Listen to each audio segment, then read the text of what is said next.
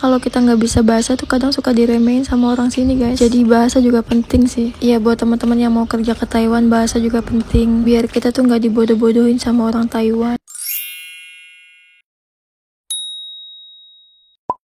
Halo guys, ketemu lagi di video aku. Jangan bosan-bosan ya.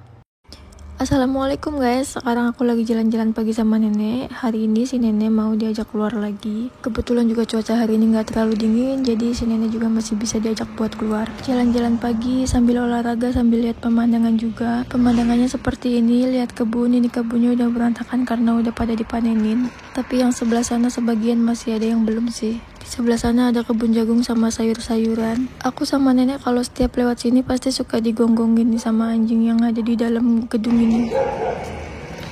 Padahal ini gedungnya tertutup ya, tapi kalau setiap lewat situ pasti digonggongin. Gak tahu itu tempat apa, dibilang rumah tapi kayak bukan rumah deh, soalnya nggak pernah dibuka juga sih, kayak nggak ada pemiliknya gitu. Ini pohonnya rindang banget, kering kerontang, tapi daunnya tuh cantik, warnanya merah. Aku sama nenek setiap pagi kalau jalan-jalan pagi ke sini guys, jalan-jalannya lihat sawah nih, pemandangannya tuh kayak gini. Karena di sini nggak ada taman, jadi ya kalau setiap jalan-jalan ya kayak gini, lihatnya sawah. Jadi ini aku jalan muter dari arah ke depan terus ke belakang sampai ke depan lagi guys. Sebelah sini sawahnya masih belum ditandurin. Ini kebun apa ya, udah pada kering. Ini tuh tanaman oyong deh kalau nggak salah.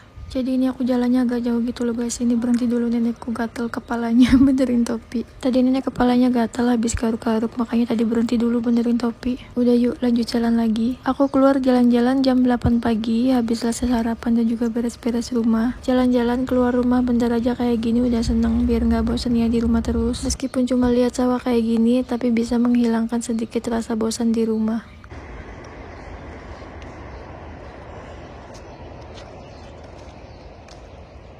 Ya beginilah guys, kalau kita kerja di Taiwan dapatnya di pedesaan. Yang kita lihat tiap harinya itu sawah, sepi, nggak ada orang, terus nggak banyak orang Indo juga. Jadi kalau buat teman-teman yang suka keramaian tuh kayaknya nggak bakalan betah deh kalau tinggalnya di desa. Tapi kalau buat yang nggak suka keramaian pasti cocok tinggal di desa. Kemarin ada yang nanya pengen kerja di Taiwan caranya gimana? Caranya gampang sih, sekarang mah kalau pengen kerja di Taiwan tuh tinggal daftar aja ke PT, cari PT yang bagus atau PT yang terdekat di rumah. Dulu sih waktu aku daftar PT-nya dekat rumah, jadi enak, masih bisa bolak-balik ke rumah. Gak perlu nginep di PT, jadi setiap harinya tuh kalau belajar berangkat pagi pulang sore. Aku tuh mau berangkat ke Taiwan karena PT-nya dekat rumah guys. Jadi enak, kita tuh sambil belajar masih bisa ketemu keluarga setiap harinya. Beda sama teman-temanku dulu yang pernah berangkat itu PT-nya jauh dari rumah. Makanya harus nginep berbulan-bulan, sekalinya pulang kalau mau terbang aja itu pun mau perpisahan sama keluarga. Itu pasti rasanya nggak enak banget sih, apalagi kalau yang lama di PT ya. Pasti ngerasain jenuh, nggak bisa pulang, nggak bisa ketemu keluarga. Sekarang tuh PT jasa keluar negeri tuh udah banyak loh guys cabangnya, bukan hanya di kota-kota besar tapi di kota-kota kecil juga pasti ada. Tapi nggak tahu ya di kota kalian ada nggak, tapi di desaku tuh udah ada cabangnya. Mungkin karena di tempatku tuh banyak banget orang yang berangkat ke luar negeri, jadi dibukalah cabang PT di desaku untuk pemberangkatan calon TKI luar negeri. Jadi di PT ku itu juga bukan untuk berangkat ke Taiwan aja, tapi bisa ke Singapura sama ke Hong Kong juga. Dulu pas aku daftar itu tadinya mau ke Hong Kong guys, cuman karena berhubung aku belum ada pengalaman luar negeri,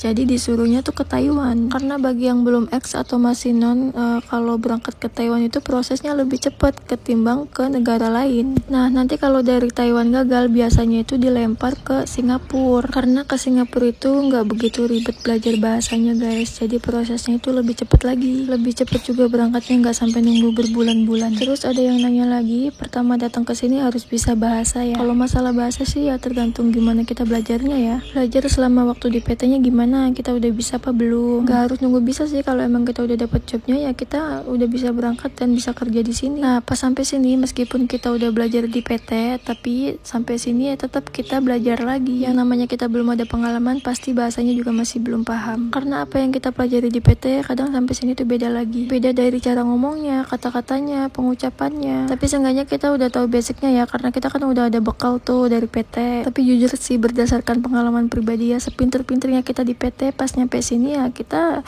sama aja belajar lagi. Apalagi kalau yang tinggalnya di desa, kebanyakan itu di sini menggunakan bahasanya bahasa Hokkien. Orang tua sini menggunakannya pakai bahasa Tai, bukan bahasa Mandarin. Sedangkan waktu kita belajar di PT itu kebanyakan kita belajarnya bahasa Mandarin. Belajar bahasa Hokkien atau Tai itu cuman seminggunya 1 kali. Dan itu jujur aku tuh nggak suka loh bahasa Tai dulu waktu belajar itu ya. Paling malas di hari Rebo itu, belajar Tai itu di hari Rebo. Aku tuh suka bolos, tapi pas nyampe sini dapetnya malah bahasanya bahasa Tai. Dan sampai sekarang juga bahasa aku masih belum lancar kok, masih belum bagus. Ya kalaupun kita belum ngerti bahasa, seenggaknya kita tuh bisa kerja. Nanti juga sambil berjalannya waktu pasti kita bisa kok. Yang penting kita niat kerja aja dulu. Dan majikan juga pasti memaklumi sih. Itu pun kalau majikannya enak ya. Kadang ada juga yang dipulangin gara-gara nggak bisa bahasa. Balik lagi sih, tergantung nasib kalian gimana di sini. Yang penting siap mental aja. Kita kalau nggak bisa bahasa, kita tuh ya resikonya capek sendiri ngadepin pasien. Kalau kita dimarah-marahin sama majikan ya udah nggak usah diambil hati, karena emang itu udah resikonya kalau kita di sini bahasanya kurang bisa tuh. Kalau nggak dimarahin majikan ya paling kita suka diomongin di depan mereka gitu kan. Meskipun kita nggak ngerti, kalau diomongin kita tuh kayak ngerasa aja gitu, tapi ya udah pura-pura nggak tahu aja, pura-pura nggak ngerti gitu kan, daripada kita ngerti yang ada bikin sakit hati. Kerja di sini yang penting tebel telinga aja, pura-pura budek aja pokoknya. Diomongin kasar juga nggak apa-apa, terima aja selagi kita masih butuh. Yang penting kita nggak diapa-apain ya. Nggak ngerti bahasa, kalau kita udah tahu cara kerjanya ya udah